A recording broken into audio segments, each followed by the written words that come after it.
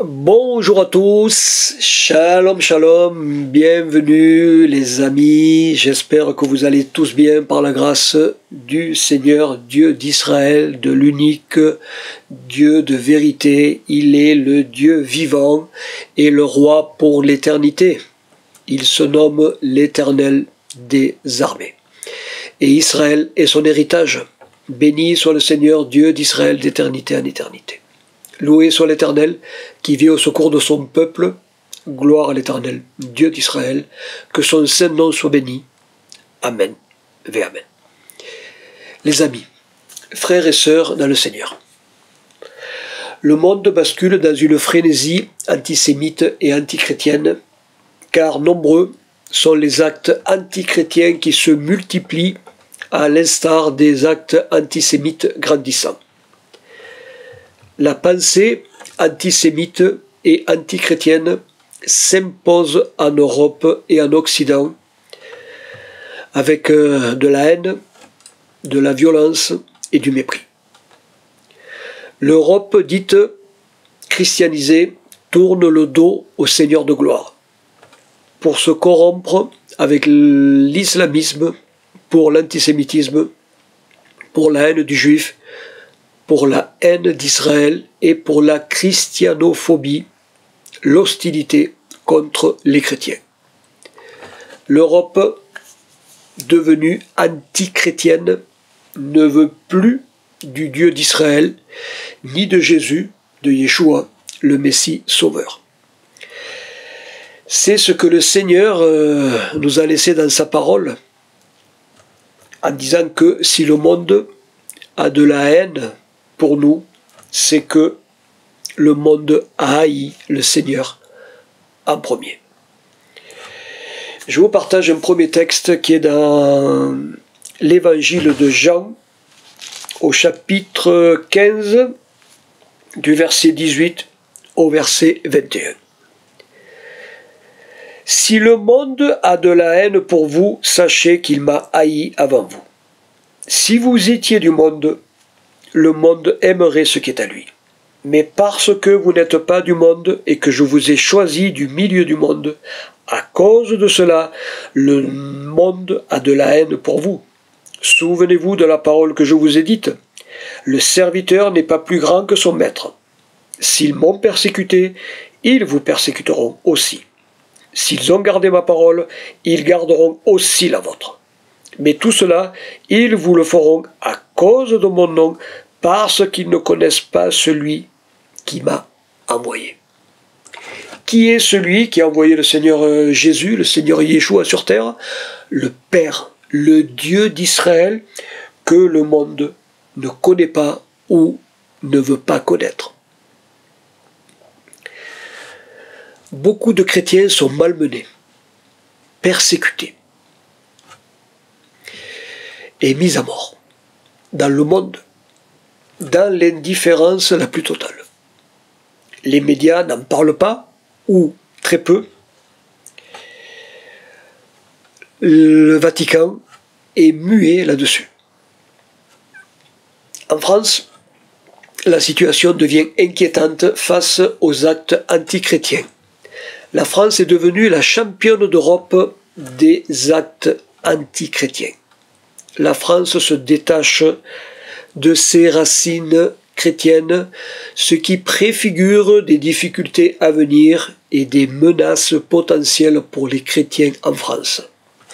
Non seulement en France, mais aussi en Angleterre, en Allemagne, en Espagne et dans d'autres pays européens, puisque c'est toute l'Europe qui se déchristianise, qui tourne le dos à la parole du Seigneur. L'Europe renie ses racines chrétiennes, rejette la parole de Dieu, la Bible. L'Europe bascule dans la christianophobie, dans l'hostilité, dans le mépris envers tout ce qui a un rapport à la religion chrétienne et aux chrétiens. L'Europe a un sérieux problème. Elle rejette son histoire, sa culture judéo-chrétienne, pour adopter une autre culture, la culture islamiste. rempli de haine, de violence et de mépris, qui s'attaque à tout ce qui est juif et chrétien. L'Europe sombre dans l'antisémitisme, dans la haine du juif, dans la haine d'Israël et dans la haine des chrétiens. L'Europe issue du christianisme, issue du judaïsme, puisque le christianisme est la suite du judaïsme. Jésus était juif, je le rappelle, parce qu'on a tendance à l'oublier. Les disciples étaient tous juifs, les apôtres étaient tous juifs, et la religion chrétienne n'est rien d'autre que la continuité de la religion juive. Pour simplifier, je vais dire que la religion chrétienne, l'évangile, est la simplification de la Torah. Mais le christianisme n'est rien d'autre que la continuité de la religion juive.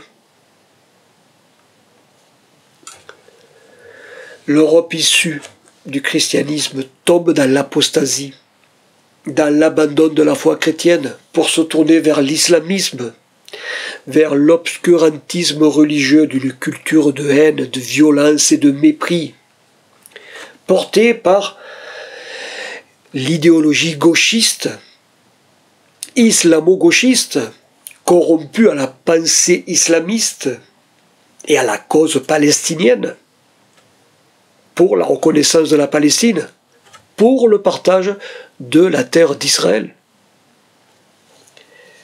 Car finalement, l'idéologie islamiste a séduit le monde pour le partage de la terre d'Israël avec les Palestiniens.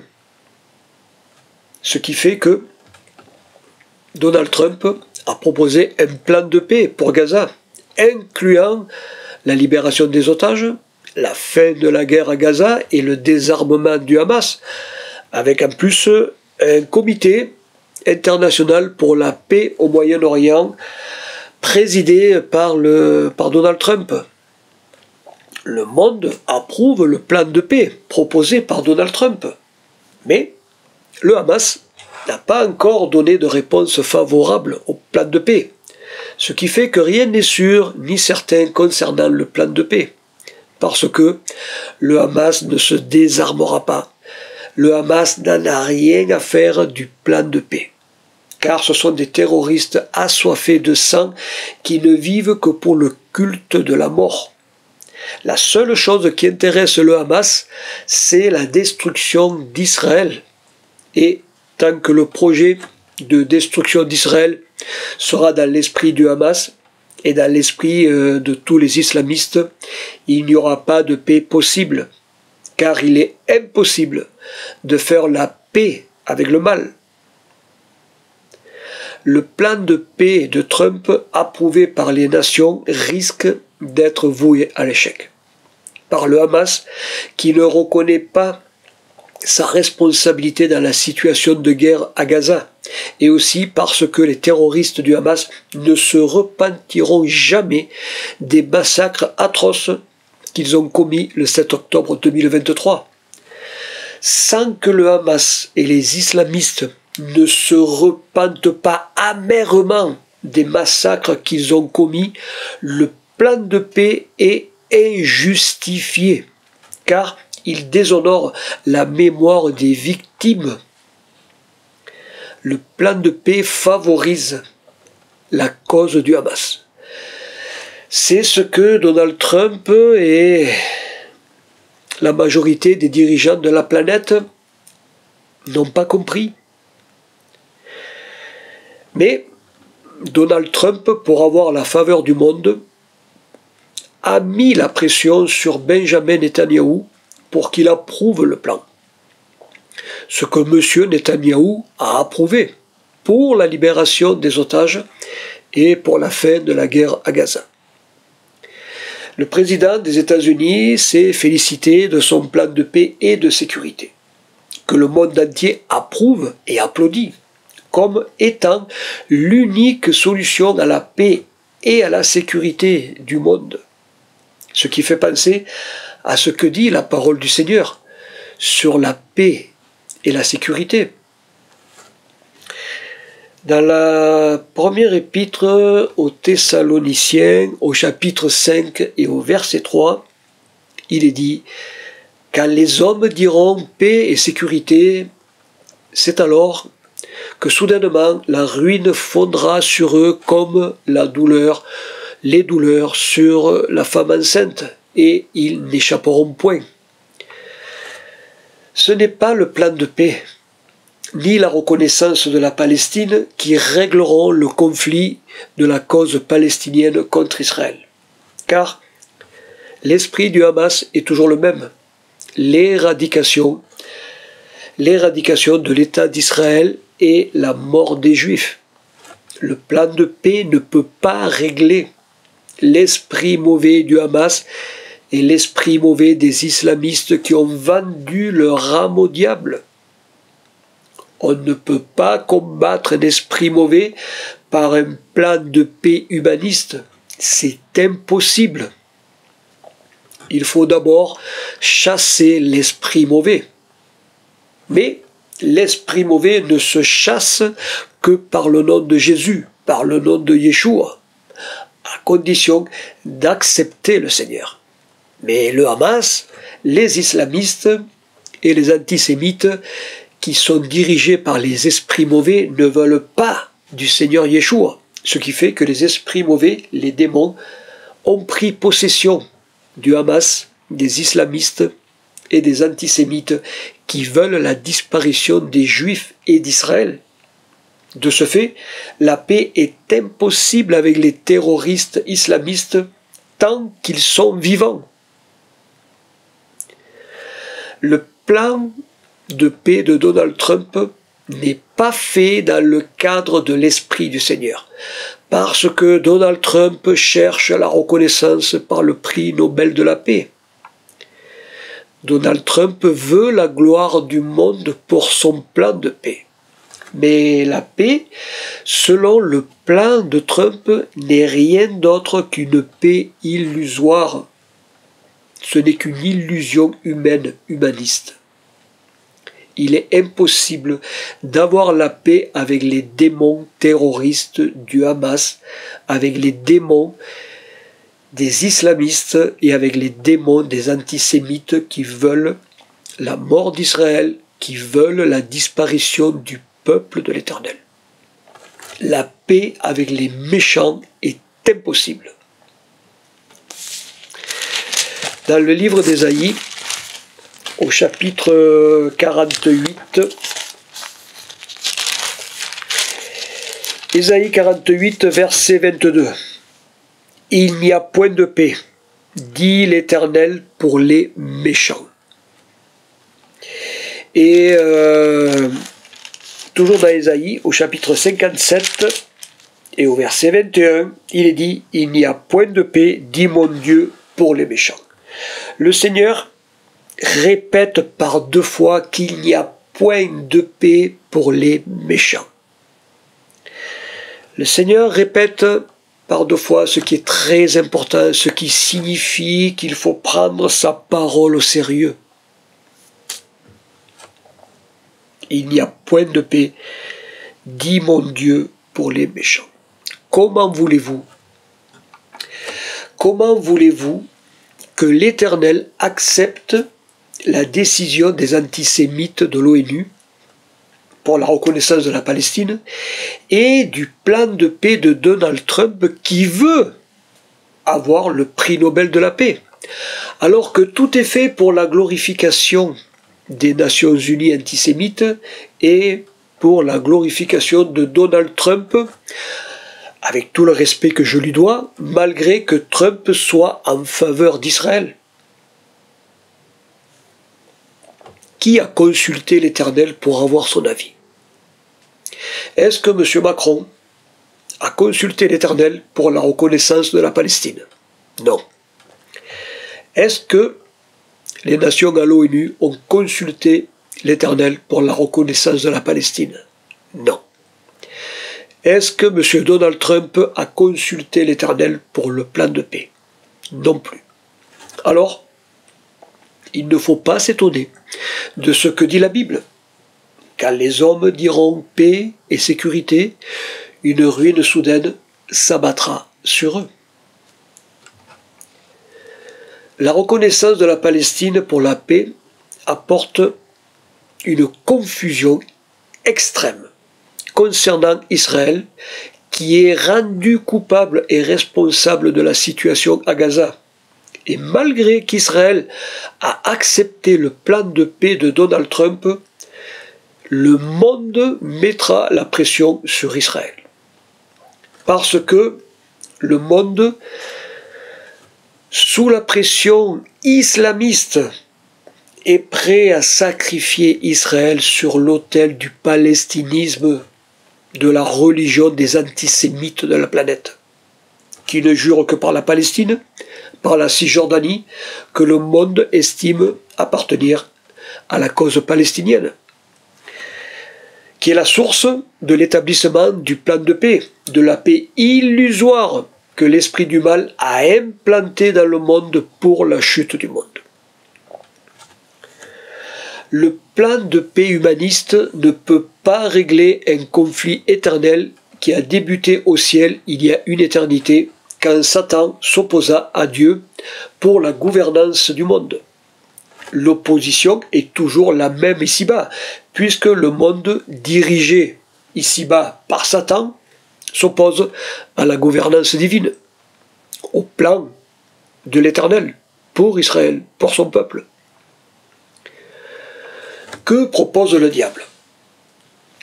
Le diable propose une paix par la reconnaissance de la Palestine antisémite et islamisée, remplie de haine, de violence, de terreur, par des fanatiques terroristes islamistes qui vénèrent la mort plus que la vie et qui veulent sacrifier Israël sur l'autel de la Palestine, qui est devenue l'idole des antisémites de la planète. La majorité des dirigeants européens et occidentaux, aveuglés par l'esprit du mal, se couchent devant l'idole du palestinisme, qui a séduit les dirigeants mondiaux, qui s'enfoncent sans s'en rendre compte dans l'islamisme, dans l'antisémitisme et dans la christianophobie, l'hostilité contre les chrétiens, qui prépare l'arrivée au personnage que la Bible nomme l'homme de perdition, l'impie, l'antichrist, celui qui est contre le Christ, contre Jésus, contre Yeshua, et par voie de conséquence, contre les chrétiens fidèles à Jésus, à Yeshua. C'est ce que dit la parole du Seigneur dans la deuxième épître aux Thessaloniciens,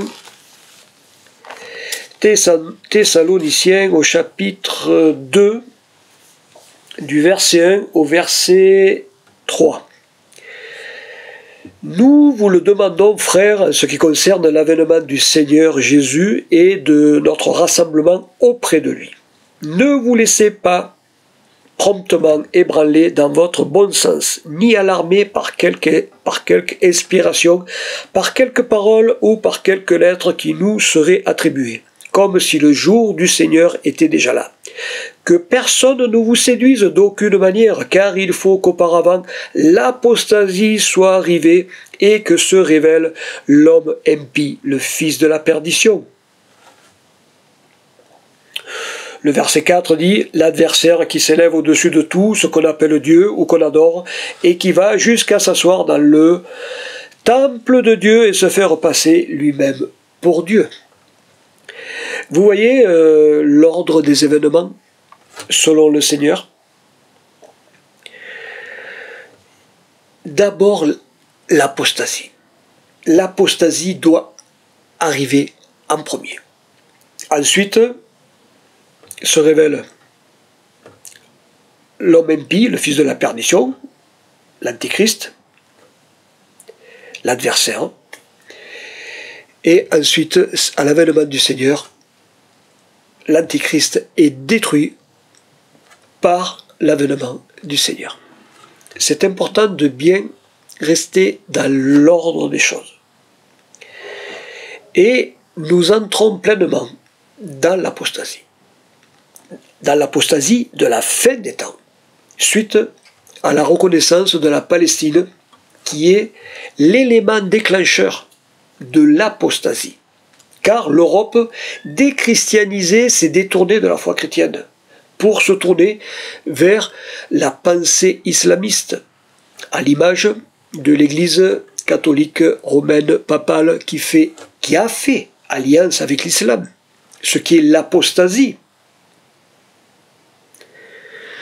de l'Europe déchristianisée, qui a rejeté la parole du Seigneur pour une autre parole contraire à celle du Dieu d'Israël, que l'Europe ne veut plus, car l'Europe et en grande partie l'Occident ont choisi comme référence la parole de l'idéologie islamiste qui place la Palestine, Gaza, comme le centre gravitationnel de la planète.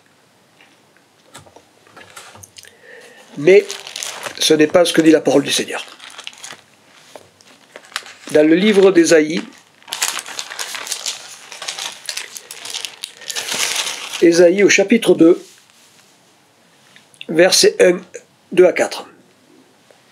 Il arrivera à la fin des temps, nous sommes à la fin des temps, que la montagne de la maison de l'Éternel sera fondée sur le sommet des montagnes, qu'elle s'élèvera par-dessus les collines et que toutes les nations y afflueront. Des peuples nombreux s'y rendront et diront « Venez et montons à la montagne de l'Éternel, à la maison du Dieu de Jacob, afin qu'il nous instruise de ses voies et que nous marchions dans ses sentiers. Car de Sion sortira la loi et de Jérusalem la parole de l'Éternel. Il sera juge entre les nations, il sera l'arbitre de peuples nombreux. De leurs épées ils forgeront des socs et de leurs lances des serpes. Une nation ne lèvera plus l'épée contre une autre, et l'on n'apprendra plus la guerre. » Il y a un texte similaire, pratiquement le même, dans le livre de Michée. Michée, au chapitre 4, versets 1 à 4. 1 à 5, pardon.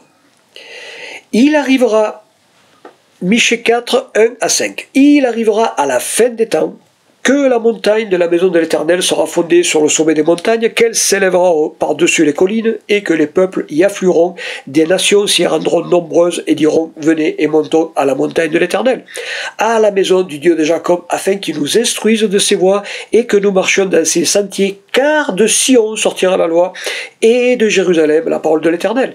Il sera juge entre les peuples nombreux, il sera l'arbitre de nations puissantes lointaines.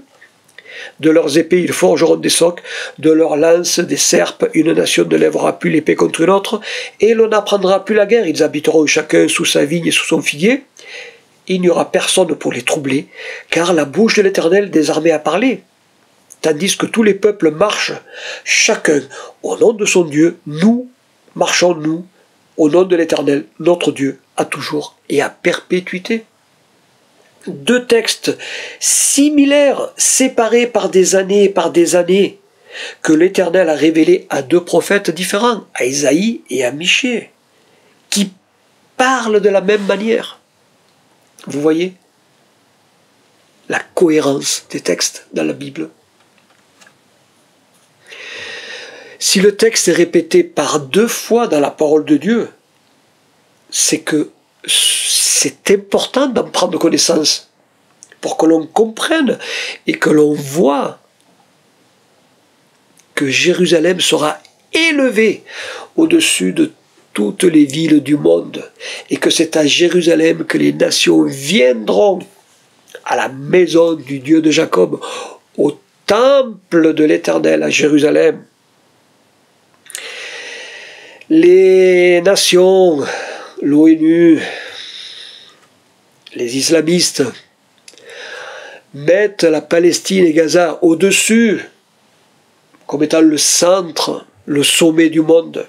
Mais le Seigneur, non. Le Seigneur dit que c'est Jérusalem qui est placée au-dessus des nations, qui s'élève au-dessus des collines et des montagnes. Elle est fondée sur le sommet des montagnes, elle s'élèvera par-dessus les collines. Parce que c'est de Sion que sortira la loi et la parole de l'Éternel de Jérusalem. Ce n'est pas Gaza, ce n'est pas la Palestine, c'est à Jérusalem. Vous savez les amis, des milliers de Juifs s'assemblent au mur des lamentations à Jérusalem pour interpeller la venue du Messie, de Machiar. Pratiquement tous les jours, les Juifs crient à l'Éternel au mur des lamentations.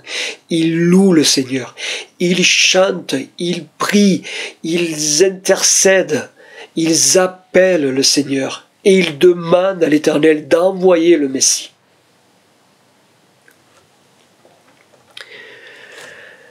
Juifs et chrétiens, nous sommes dans l'attente impatiente du Messie. Un réveil spirituel a lieu en Israël. Les Juifs savent que le temps messianique est arrivé. Et c'est pour ça qu'ils interpellent l'Éternel à la venue du Messie. Il doit en être de même pour nous, les chrétiens. Comme il y a un réveil spirituel en Israël, il doit y avoir un réveil spirituel chez nous. Nous, les chrétiens, nous devons aussi avoir ce réveil spirituel. Ce réveil spirituel doit se faire pour annoncer l'avènement du Seigneur Jésus qui arrive, du Seigneur Yeshua qui sera bientôt là. Il est capital de le comprendre pour ne pas se laisser happer par la morosité du monde, ni par les événements qui bouleversent la planète, ni par l'apostasie qui est là et qui va s'aggraver malheureusement, comme le dit la parole du Seigneur.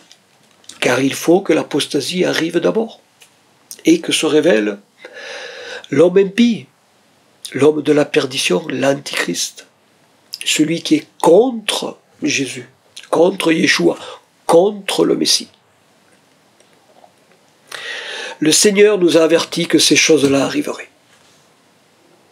Le Seigneur a dit, vous entendrez parler de guerre, de bruit de guerre, gardez-vous de vous alarmer. Le Seigneur a dit qu'il y aurait des tourments, des persécutions, que certains seraient mis à mort, que nous serions haïs de toutes les nations à cause de son nom. Des générations de croyants dans le passé, à travers les siècles, ont subi tout cela. Et comme l'Europe et l'Occident basculent dans l'islamisme, dans l'antisémitisme et dans l'hostilité contre les chrétiens, cela représente un danger réel, déjà pour les Juifs et pour nous les chrétiens. Le Seigneur nous a avertis de ces choses-là, et nous constatons ce qui arrive dans le monde. Le changement de mentalité, de paradigme, de vision du monde, qui affecte et impacte le monde. Nous sommes tous concernés par ce qui arrive. Également aussi par la menace de guerre mondiale. La recrudescence de l'antisémitisme, elle est au quotidien. Par la violence, par la haine, la montée de l'islamisme, on le voit. Et l'apostasie, eh bien, on ne peut que le constater, puisque l'Europe se déchristianise, rejette la parole du Seigneur, et également par tous les actes antichrétiens qui se passent en Europe. C'est ce qui amène à la tribulation dans le monde, avec l'angoisse et l'affliction qui mettent à l'épreuve la persévérance de la foi. Le Seigneur Jésus, le Seigneur Yeshua a dit, vous aurez des tribulations dans le monde, mais prenez courage, moi j'ai vaincu le monde, dit le Seigneur, et celui qui persévérera jusqu'à la fin sera sauvé. Le Seigneur a dit ces choses ainsi pour que nous ayons la paix en lui. La paix qui surpasse toute intelligence, qui garde notre cœur et notre esprit serein et calme dans la confiance et l'espoir, en remettant tout entre les mains du Seigneur, car tout est entre ses mains depuis le commencement jusqu'à la fin. Le Seigneur était à l'origine du monde, et il sera à la fin du monde, car il est celui qui est, qui était et qui vient, le Tout-Puissant d'Israël. Pour revenir à Donald Trump, il a dit que le plan de paix et de sécurité pour Gaza est un moment historique, un plan historique dans un moment historique comme jamais dans l'histoire du monde. Vous voyez jusqu'où ça va. Un plan historique de paix et de sécurité qui confirme la parole du Seigneur, qui dit quand les hommes diront paix et sécurité, une ruine soudaine s'abattra sur eux et ils n'échapperont pas. Nous sommes dans le temps historique de la paix et de la sécurité que le monde veut pour Gaza, pour la Palestine, pour la survie de la planète, mais ce n'est pas ce que dit la parole du Seigneur. Dans le livre de Jérémie, au chapitre 25,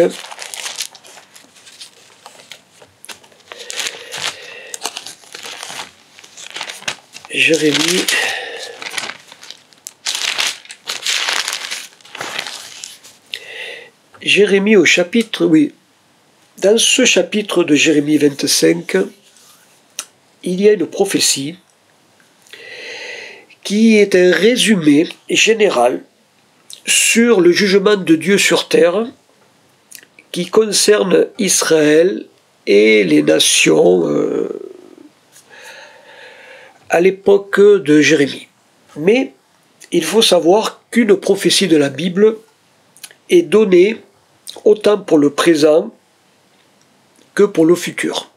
La prophétie est comme un zoom sur le futur pour voir et comprendre ce qu'il adviendra à la fin des temps. Car, quand le Seigneur parle, il parle au présent, au passé et au futur.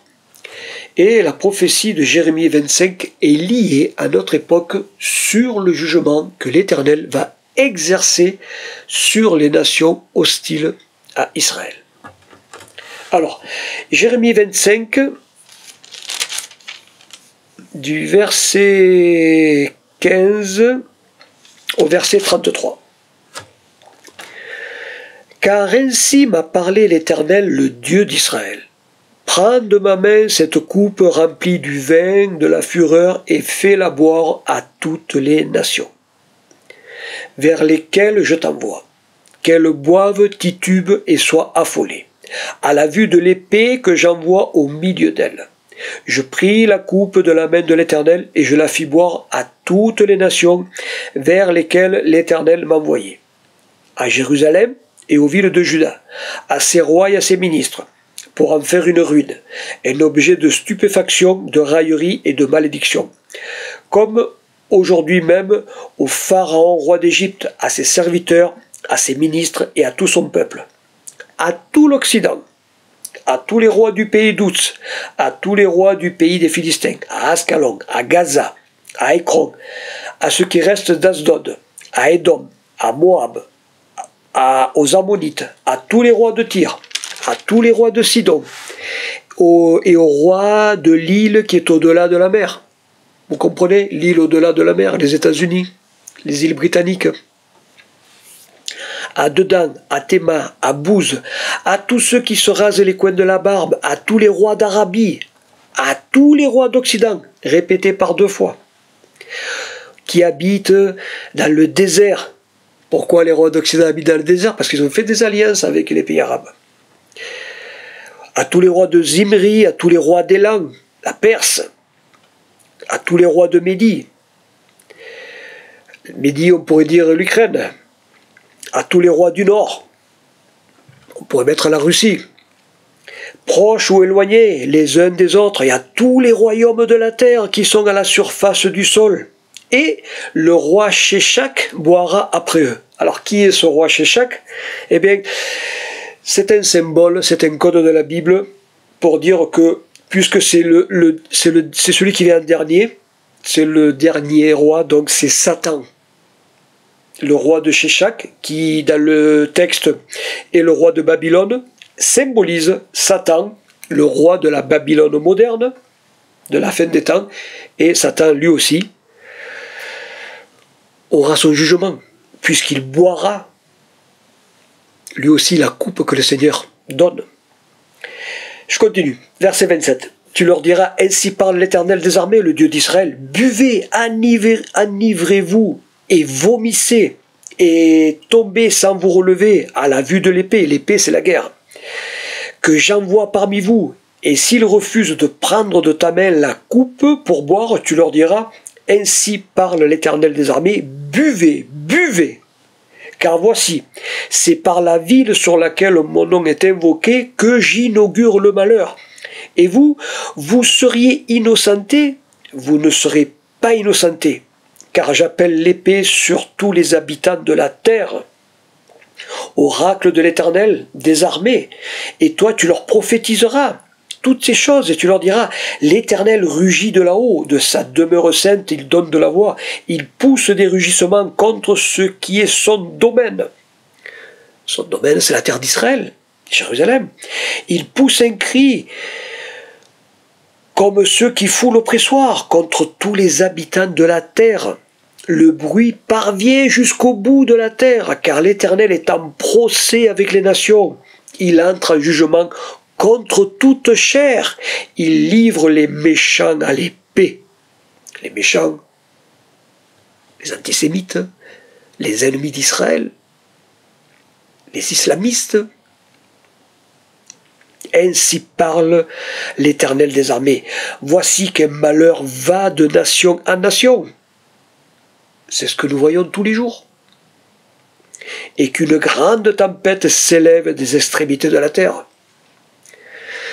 La guerre mondiale qui se prépare entre la Russie et l'OTAN. Ceux que tuera l'Éternel en ce jour-là seront...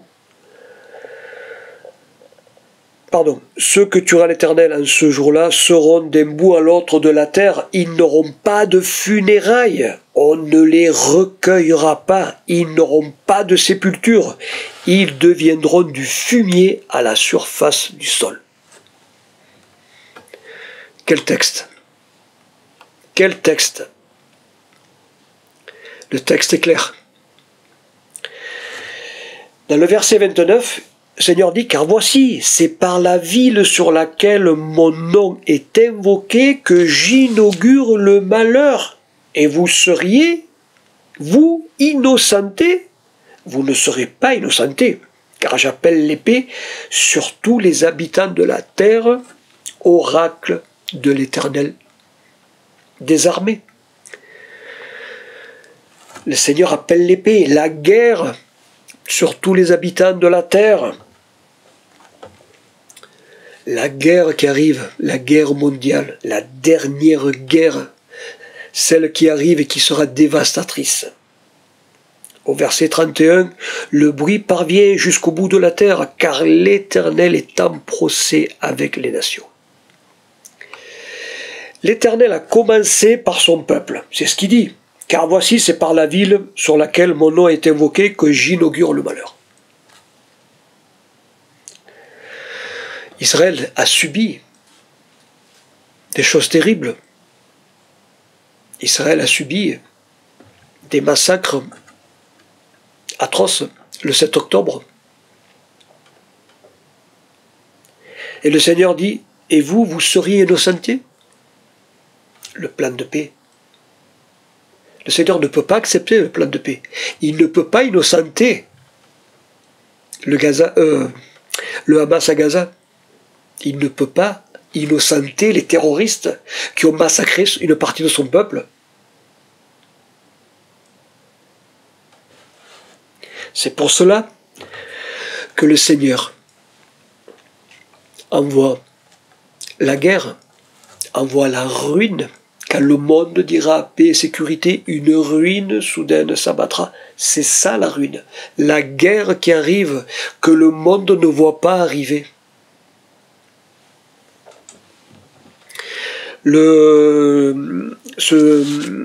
Cette prophétie de Jérémie 25 est à mettre en parallèle avec la prophétie de Gog et Magog, Gog et Magog représentent les nations de la fin des temps qui s'avanceront pour la guerre contre Israël et qui seront éliminées de la face de la terre par l'intervention du Seigneur.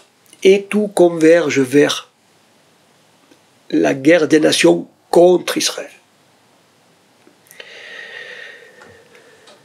Vous voyez les amis, la conséquence du plan de paix et de sécurité, même si au premier abord cela paraît être une bonne chose, la conséquence, la finalité, parce que la reconnaissance de la Palestine n'est pas acceptée par le Seigneur. Et la paix que Donald Trump veut, la paix durable qu'il veut,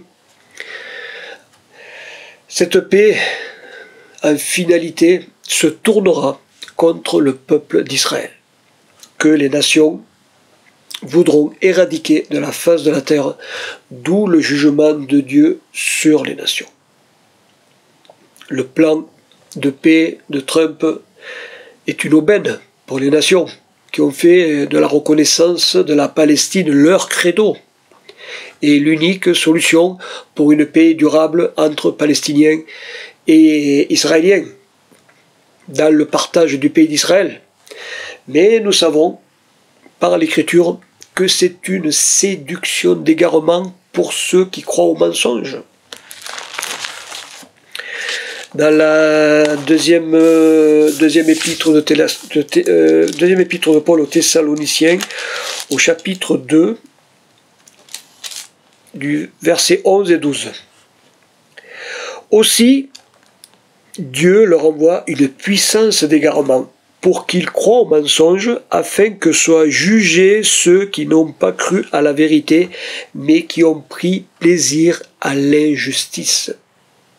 Les nations prennent plaisir à l'injustice contre Israël, ce que le Seigneur ne supporte pas. L'injustice contre son peuple. Car ce que les nations font subir à Israël est une injustice aux yeux de l'Éternel qui punit les nations en leur envoyant une puissance d'égarement afin que les nations soient jugées coupables devant la justice de l'Éternel. Cette paix, ce que Donald Trump propose, n'est pas quelque chose de bien pour Israël. Israël n'a pas le choix, Israël est obligé d'accepter le plan de Trump pour la libération des otages, parce que il faut libérer ces pauvres gens depuis 2 ans en captivité, ce qui est horrible. Israël n'a pas le choix pour la vie des otages et aussi pour mettre un terme à la guerre, parce qu'il y a sûrement des Palestiniens innocents qui souffrent et qui ont besoin aussi de respirer. Mais in fine, le plan de paix se retournera contre Israël à la faveur des terroristes du Hamas et des islamistes. C'est ce que les nations et Donald Trump n'ont pas saisi. Et il faut le comprendre. Il faut le comprendre, c'est très important. Et comprenez aussi que la reconnaissance de la Palestine ouvre la porte à l'apostasie en Europe et en Occident, qui amène l'arrivée du personnage inique de l'impie, qui, à un moment donné de l'histoire, imposera sa marque au monde. Et c'est là que nous devrons tenir ferme par la foi pour ne pas tomber dans l'adoration de la marque de la bête. Le Seigneur nous a dévoilé son plan. Il le dit,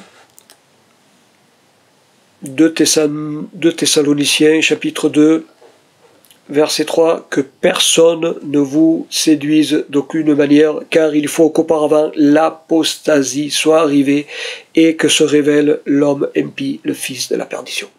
Nous voyons l'Europe sombrer dans l'apostasie. Donc nous sommes